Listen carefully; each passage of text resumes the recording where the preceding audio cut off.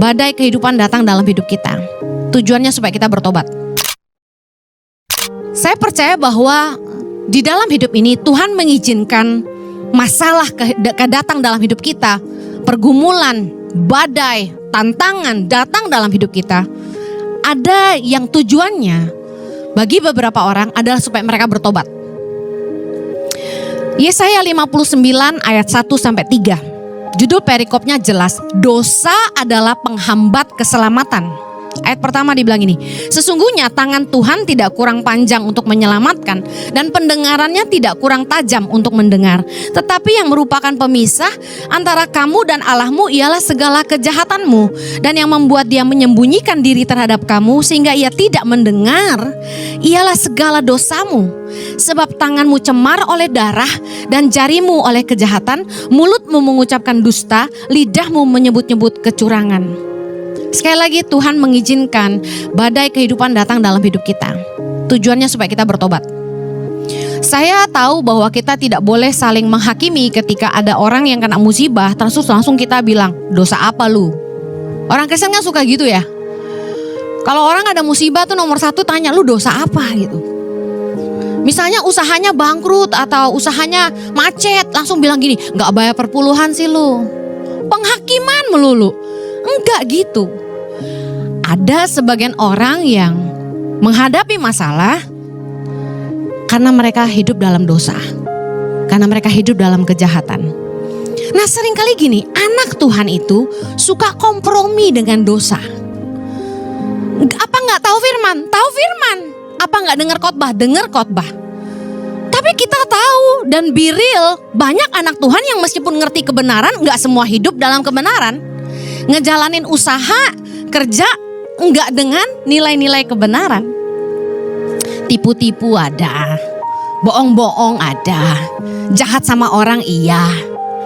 Bersyukurlah kalau Tuhan mengizinkan badai pertobatan itu datang, supaya di tengah kesesakan kita tuh berbalik sama Tuhan. Karena udah no choice. Daripada Tuhan membiarkan kita bermain-main dengan dosa lalu kita binasa. Tuhan mau kita diselamatkan, katakan amin. Tujuan Yesus datang ke dunia untuk menyelamatkan kita. Natal, Christmas is all about saving the world. Setuju?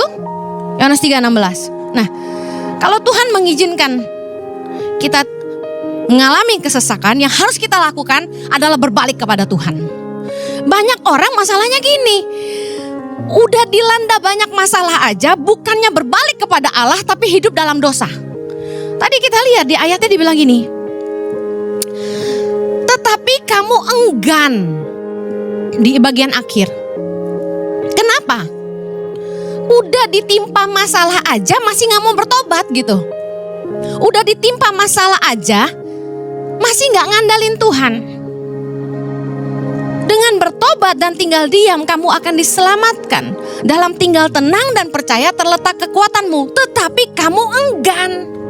Saya ngadapin orang-orang yang sebenarnya tuh saya tahu Tuhan ngizinin masalah tuh datang dalam hidup dia.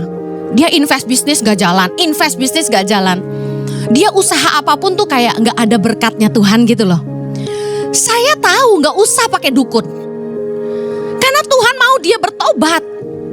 Makanya diizinkan kesusahan datang di hidup dia. Tapi apa yang dilakukan? Di depan mata saya lihat orang ini bukannya berbalik kepada Allah, pertobatannya palsu cuma di depan pendeta. Tapi begitu saya nggak ada, yang saya dengar selingkuh, main perempuan, nipu. Selalu intensi hatinya mencari bisnis yang dunia malam. Saya nggak menghakimi. Tapi kalau ada di sini yang Anda ngalami badai yang tidak berkesudahan, usahamu tuh kayak ketemunya tuh langit jadi tembaga gitu loh. Tanah itu kayak gak menghasilkan buat kamu. Coba cek, apakah masalah itu Tuhan izinkan terjadi supaya kamu bertobat? Jujur, kita sesama teman pelayanan aja, kita kan bukan Tuhan. Kita gak tahu orang itu kelihatan baik-baik dari luar, tapi ternyata dia hidup dalam dosa. Mana siapa tahu, betul? Tapi saya kasih tahu, Anda bisa bohongi hamba Tuhan, Anda tidak bisa bohongi Tuhan. Anda bisa tipu-tipu hamba Tuhan, Anda tidak bisa nipu Tuhan. Kalau langit jadi tembaga, kalau langit jadi tembaga, dan tanah jadi besi buat Anda, tidak menghasilkan apa-apa, usahamu sia-sia. Coba periksa, apakah kamu tidak bertobat? Firman Tuhan berkata, tapi kamu enggan.